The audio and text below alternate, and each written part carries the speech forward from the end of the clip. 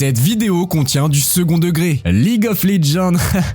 Prenez une douche, bande de puants, vous savez pas ce que j'ai dû subir pour faire cette vidéo. Vous savez que j'étais capable d'accomplir de grandes choses, vous pourrez toujours y croire car jamais je recommencerai ce jeu. Et merde. Hormis quelques neurones de perdus et du temps de vie gâché à cause d'autres joueurs, je vais bien. Aujourd'hui, nous allons voir 10 raisons de détester League of Legends. League of Legends est un vieux caillou, le jeu n'a drastiquement pas changé depuis sa sortie et vous résumer les règles prendra une éternité. Donc pour les quelques énergumènes qui ne savent pas ce que c'est, voici mon résumé. La faille de l'invocateur est le terrain de base avec 3 lanes qu'on appellera top, mid, bot et la jungle. Si tout se passe bien, vos parties se joueront en 5 contre 5, sinon c'est juste qu'une personne à arrache-kit et vous allez voir que même si des personnes sont présentes sur le jeu, ils seront aussi utiles que des bots. Surtout quand on sait que leur conception se résume à une capote trouée et de l'urine. Bon, le but est simple, avec son équipe détruire la base des ennemis. Respectivement, vous pourrez répartir un joueur sur la voie du haut, un sur le mid et un autre dans la jungle. Et aussi 2 sur la voie du bas, enfin plutôt un joueur qui a peur d'être tout seul et l'autre qui servira de plot. LOL, car oui, l'abréviation de League of Legends c'est LOL, regroupe plus de 150 champions, donc oui, ça fait beaucoup de personnages avec beaucoup de rôles à connaître et il y a plein d'autres choses. Les équipements à prendre en fonction du personnage et l'équipe que vous affrontez, les runes, etc.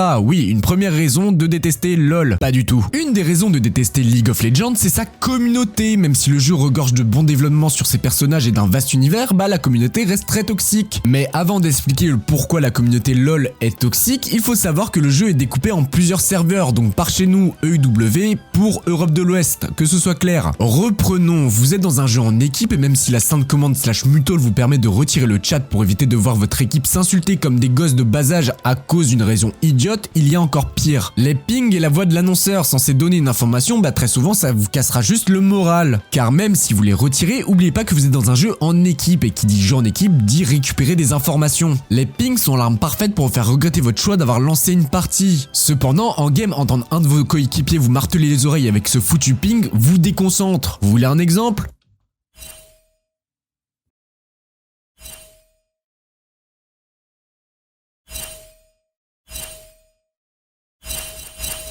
Je vous avais prévenu. Bon, vous savez que lancer une partie sur LoL est une perte de temps majeure pour votre durée de vie, mais un gain d'argent pour votre facture d'eau à la fin du mois. Plus de 150 personnages se regroupent, pas mal de beau monde, et chaque personnage aura ses archétypes propres. Donc oui, dans tous les cas, vous trouverez chaussures à votre pied, mais à côté de tout ça, il faudra pouvoir jouer votre personnage. Donc après une dizaine d'heures passées sur votre personnage, vous aurez le droit à cette fameuse maîtrise. Allant de 1 à 5 juste en jouant et activable qu'à partir de la maîtrise capte. Imaginez que c'est comme de l'expérience que vous gagnez dans un jeu. À partir de la maîtrise 5, vous aurez des jetons à déverrouiller pour passer de 5 à 6, il faudra 2 jetons et de 6 à 7, il faudra 3 jetons. Cependant, Riot a trouvé le moyen de rendre cet aspect free to play, paye ton style. Les éternels, soit c'est le même pour chaque personnage, soit c'est propre à votre personnage et pour déverrouiller ce contenu exclusif à votre personnage, il faudra dépenser de la thune. À quoi ça sert? À rendre plus jolie votre maîtrise en partie et pouvoir montrer les stats que vous avez sur tel sort ou situation. League of Legends, c'est une pompe à fric, une multinationale qui serait prête à tout pour vous taxer de la thune. Toutes les 2 semaines, le jeu fait des mises à jour et rajoute des skins sur beaucoup de personnages. Bon, quand on regarde un simple skin sans aucune modification, ça représente quelques miettes, mais les skins les plus chers que vous pouvez avoir dans la boutique montent à plus d'une trentaine d'euros. Tout ça pourquoi? Un costume qu'ils appelleront skin ultime. Ce n'est rien, car depuis quelques années maintenant, ils ont rajouté les skins prestige, une simple chromate toute dorée trop pipou qui coûte cependant plus d'une centaine d'euros, car l'acquisition de ces skins se font soit par coffre si vous avez de la chance MDR, ou par un système de points propres pendant une durée indéterminée, déverrouillable avec des passes par exemple. Les coffres vous permettront d'avoir des skins pour des personnages random, des skins sur des balises c'est sympa, ou bien des émotes ça sert à rien. Mais le plus important c'est les gemmes qui vous permettront d'avoir des skins fantastiques pour une somme d'argent inconnue, donc oui si vous avez pas de chance c'est dommage pour vous. Les ranked, quand vous lancez une partie sur LoL, comptez entre 15 minutes voire 1 heure. Si la partie se passe bien, League of Legends possède son système de rang. Si vous êtes nul mais imprévisible, on vous appellera les Iron, mais si vous êtes au plus haut du classement, le Challenger est pour vous. Bon, comme j'ai dit, une partie dure entre 15 minutes voire 1 heure, mais vous vous souvenez de ce que j'ai dit en début de vidéo? Bon, en 5 contre 5, sinon c'est juste qu'une personne à arrache-kit et vous allez voir que même si des personnes sont présentes sur le jeu, ils seront aussi utiles que des bots. Les AFK, ce qui rendra votre temps d'attente pour entrer dans une prochaine partie d'environ 15 minutes entre le pic de vos champions, le chargement de la partie, et plus vous êtes au rang, plus la partie se lance vite, et une fois 3 minutes de jeu, vous pouvez abandonner, ou pour les intimes, le surend.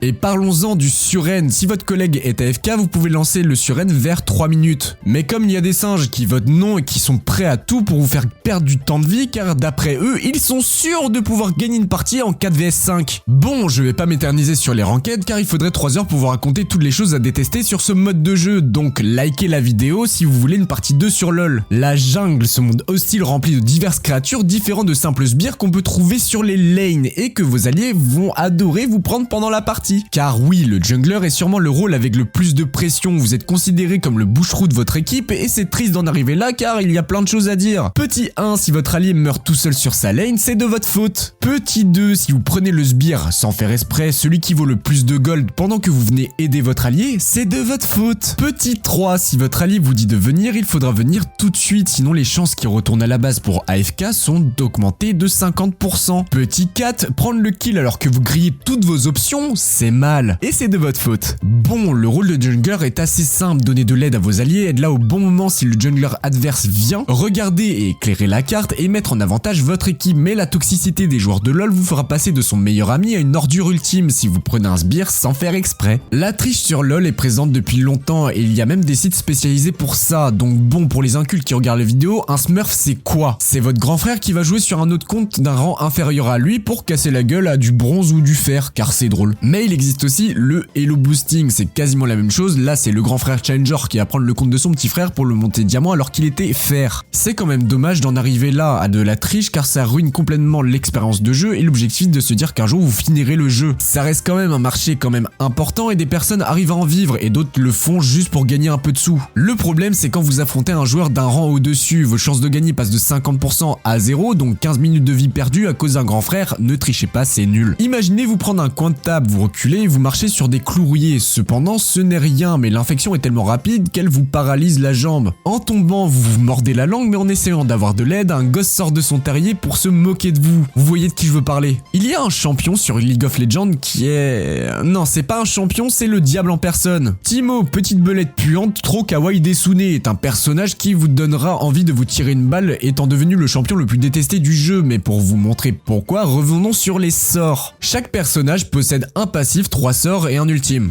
Son passif le rend invisible quand il bouge pas et dans les arbres il pourra se déplacer en étant invisible. Bon là encore ça va, les champions invisibles il en existe plein. Son Q, fléchette aveuglante, premier coup qui vous empêchera d'attaquer votre adversaire avec des attaques de base. Relou mais ça va. Le Z lui permet de courir plus vite et le E, tir toxique, à chaque attaque de base votre adversaire sera empoisonné. Bon, vous voyez où je veux en venir. Mais là il manque encore son ultime, il pose des champignons qui sont des mines qui empoisonnent et restent très longtemps. Donc oui, Timo a le panel du personnage casse-couille. T'as à l'époque des couteaux balistiques bêtises sur Black Ops 2 et en plus quand il est invisible il pourra rire. Bon ça c'est drôle mais jouer contre vous donnera des sueurs froides. Bon, la sexualisation des champions, beaucoup de personnages ont de forts atouts si vous voyez ce que je veux dire et les skins permettent de mettre en valeur ces atouts. Je vais pas faire une liste des choses mais pour certains personnages ça va trop loin. Oui, des skins bikini, MDR, on va à la plage et j'en passe, même si ça reste un produit fictif pour de la vente, bah ça peut inciter à certains joueurs au pire. Et bien sûr, plus le skin est cher, plus les fortes poitrines sont de mise. Du coup, top 3 des champions avec les plus gros atouts. Sona en 3ème position avec un skin ultime qui envoie du son. En 2ème place, Miss Fortune avec une fortune généreuse pour le haut du panier, lol. Un skin ultime avec plusieurs variantes et un skin prestige, plus des skins classiques qui mettent bien en valeur ses atouts. Première place, Gragas, son skin de base est torse nu. Et bon, les bois de la liche, ça le met en valeur. Enfin, la sexualisation sur LoL est présente partout et c'est quand même triste de payer pas pour la joie de jouer un personnage avec son skin, mais pour mater le personnage en game. Bon, les streamers sont détestables. Bah la vache, ça fait longtemps. League of Legends est un jeu beaucoup streamé, avec des égéries en France comme Solary, Sardoche, Corobizarre, Alderiat, etc.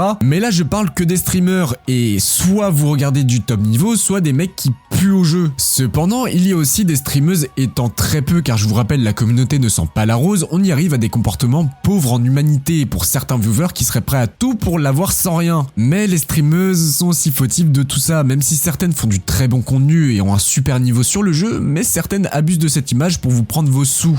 Salut tout le monde, je commence League of Legends et j'aimerais trop trouver un skin pour Lux et Miss Fortune parce que je main les personnages, mais j'aimerais bien avoir un skin qui me correspond, si vous voyez ce que je veux dire.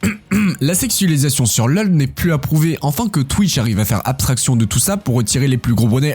Problème, car même pour les plus jeunes joueurs, ça peut être un problème. Bon, LoL c'était mieux avant, ayant découvert le jeu à la sortie de Thalia, j'ai pu voir cependant l'évolution du jeu, même si après mon cœur est parti vers d'autres horizons. Smash Bros, venez y jouer, on prend pas de douche nous aussi. League of Legends a quand même beaucoup changé et est devenu de plus en plus facile à comprendre, de la simplification de runes, des routes à prendre dans la jungle ou encore dans les choix des équipements. C'est dommage, car à l'époque on se battait pour avoir un rôle et quand on ne l'avait pas, on apprenait à faire de notre mieux dessus ou autrement on allait feed. Cependant, même si c'était du temps perdu sur le jeu, ça vous apprenait à avoir une autre vision que vos acquis. Bien sûr, il y a encore plein de points qui ont beaucoup changé et le plus embêtant pour moi, c'est les reworks. Les reworks des champions, c'est bien pour mettre au goût du jour un personnage car il est pas beau, mais ça perd un peu son charme. Les champions avaient des sorts qui n'avaient quasiment pas changé depuis la sortie du jeu et un chara-design moche mais attachant. Bon, cette raison est quand même très subjective et ce sera qu'une aiguille dans une botte de foin, donc n'hésitez pas à me donner vos retours en commentaire. Mais si vous voulez plus en savoir sur le monde de LoL, je vous recommande What the Fi qui détaille très bien son point de vue et c'est un hamster en plus de ça. Et voilà,